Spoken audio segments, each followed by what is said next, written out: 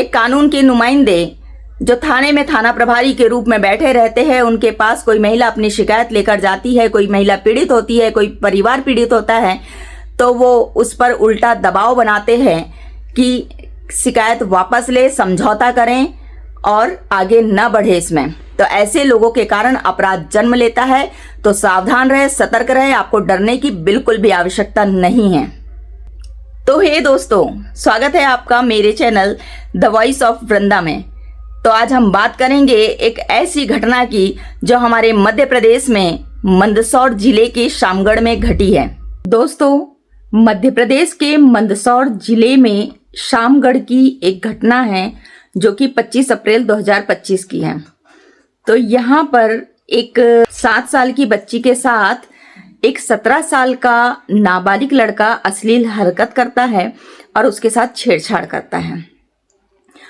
तो जब परिवार को इस बात का पता चलता है, बच्ची बताती है, तो बच्ची के पिता शामगढ़ के थाने में कंप्लेंट करवाने जाते हैं कि हमारी रिपोर्ट दर्ज की जाए। लेकिन होता क्या है, वहां पर उनको घंटों बैठाल कर रखा जाता है और उसके बाद जब थाना प्रभारी से उनकी बात होती है तो वो उनको समझौता करने की समझाइश देते हैं और जब वो नहीं मानते हैं तो वो दबाव डालते हैं कि आप समझौता कर लो। शामगढ़ के थाना प्रभारी पर उस बच्ची के पिता ने ये आरोप लगाए हैं कि जब हम इसकी रिपोर्ट करवाने गए तो शामगढ़ के जो टीआई है धर्मेंद्र सिवहरे, इन्होंने घंटों उस परिजन को बैठा कर रखा, उस पिता को परेशान किया और समझौता करने का दबाव बनाया। तो देखिए दोस्तों, ऐसे ही बहुत सारे केसेस होते हैं जब परिजन थाने तक जाते हैं, कानून से के पास जाकर के न्याय की गुहार लगाते हैं, तो उस परिजन को पुलिस के द्वारा कई बार परेशान किया जाता है। ऐसी घटनाएं आए दिन हम देखते आ रहे हैं। तो अगर ऐसा कुछ होता है आपके साथ भी, या कोई महिला कभी कंप्लेंट करने थाने पहुंचती है और उसकी कंप्लेंट दर्ज नहीं होती है, या पुलिस अधिकारी कोई दबाव बनाते हैं, तो आपके पास और भी बहुत सारे ऑप्शंस होते हैं जिसमें कि आप कदम उठा सकती हैं। अगर थाना प्रभारी आपकी ना सुने तो थाना प्रभारी के ऊपर भी उच्च अधिकारी होते हैं, जैसे डीएसपी, एसपी, आईजी। आप इनसे भी संपर्क कर सकते हैं और अपनी शिकायत कर सकते हैं। महिला हेल्पलाइन नंबर 1091 पर भी आप अपनी शिकायत कर सकते हैं और 112 112 ये नंबर आपातकालीन में यूज किया जाता है। अगर बहुत ज्यादा इमरजेंसी है तो आपको तुरंत इसमें सहायता मिलेगी। आप 112 डायल करके भी अपनी शिकायत कर सकते हैं और आप ऑनलाइन भी शिकायत दर्ज कर सकते हैं। साथ ही साथ राष्ट्रीय महिला आयोग से आप संपर्क कर सकते हैं। ये संस्थाएं महिलाओं को न्याय दिलाने और महिलाओं की सुरक्षा के लिए काम करती हैं। दोस्तों, आज हम एक बहुत संवेदनशील विषय पर बात करने जा रहे हैं। अगर कोई पीड़ित महिला अपनी शिकायत लेकर थाने में जाती है और वहां पर थाना प्रभारी, पुलिस अधिकारी कोई आपकी शिकायत लेने से मना करता है, आपको नजरअंदाज करता है और आपको किसी प्रकार का आप पर दबाव बनाता है, तो उसके लिए आपको क्या करना चाहिए ये हम आपको बताएंगे। दोस्तों, भारत में कानून महिलाओं को सुरक्षा देने के लिए बनाया गया है, लेकिन वही कानून को लागू करने वाले ही अपने कर्तव्य से पीछे हटें तो उस पीड़ित महिला को न्याय नहीं मिल पाएगा और साथ ही साथ पूरा पुलिस विभाग सवाल के घेरे में आ जाता है। पुलिस को आम जनता की सुरक्षा और न्याय देने की जिम्मेदारी दी गई है, लेकिन वहीं अगर कोई कानून का नुमाइंदा लापरवाही करता है, नजरअंदाज करता है, रिश्वत लेता है, तो ऐसा करने पर पूरा पुलिस विभाग से आम जनता का विश्वास उठ जाता है दोस्तों। क्योंकि जब कानून से किसी का विश्वास उठ जाता है ना, तो फिर इंसान अपराध की तरफ बढ़ता है। वो कैसे होता है कि अगर कोई पीड़ित व्यक्ति है, चाहे महिला हो, पुरुष हो, बच्चे हो, बूढ़े हो, कोई भी हो, अगर वो पीड़ित है तो वो अपनी गुहार लगाने कानून के पास जाता है, वो थाने में जाता है। लेकिन थाने में जाने के बाद अगर उसकी नहीं सुनी जाती है तो ऐसे में जन्म लेता है अपराध। फिर इंसान क्यों पुलिस के पास जाएगा? फिर वो आपस में ही अपना फैसला ले लेते हैं। उन्हें जो करना है उस समय उनको जो ठीक लगता है, क्योंकि वो आक्रोशित होते हैं, उस समय उनको समझ में नहीं आता है कि वो सही कर रहे हैं गलत कर रहे हैं। तो ये पुलिस की जिम्मेदारी बनती है। आपको इस चीज की सरकार सैलरी देती है, आपको इसीलिए नियुक्त किया गया है कि आप आम जनता की सुरक्षा करें और उनको न्याय दिलाएं। लेकिन अगर आप ही ऐसी लापरवाही बरतते हैं तो कानून फिर सबके लिए है। जिस तरह एक आम जनता को अपने अपराध के किए की सजा दी जाती है, क्योंकि कानून सबके लिए है, चाहे वो कानून का नुमाइंदा ही क्यों ना हो। आम जनता के लिए जब सजा है तो अगर ऐसे रक्षक ही भक्षक बन जाए तो इंसान का विश्वास, आम जनता का विश्वास कैसे पुलिस पर रहेगा, कैसे पुलिस पर विश्वास कर पाएगी वो।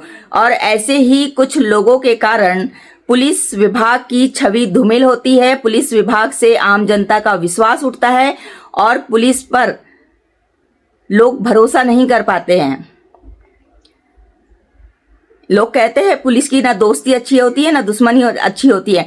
इसीलिए कहते हैं क्योंकि वो कहीं ना कहीं उस चीज को झेल चुके होते हैं। हमारे घर परिवार, आस पड़ोस, रिश्तेदार या हम अपनी आप बीती बताएं तो कभी ना कभी जिंदगी में ऐसे किसी मोड़ पर हम आकर खड़े हो जाते हैं कि हमें कानून का सहारा लेना पड़ता है। लेकिन जब हम अपनी गुहार लगाने के लिए थाने में जाते हैं तो थाने में हमारे साथ या तो बदसलूकी होती है, या तो हम पर दबाव बनाया जाता है, या तो हमसे रिश्वत की मांग की जाती है। और ये सबके लिए नहीं है, ये धर्मेंद्र शिवहरे जैसे लोगों के लिए है।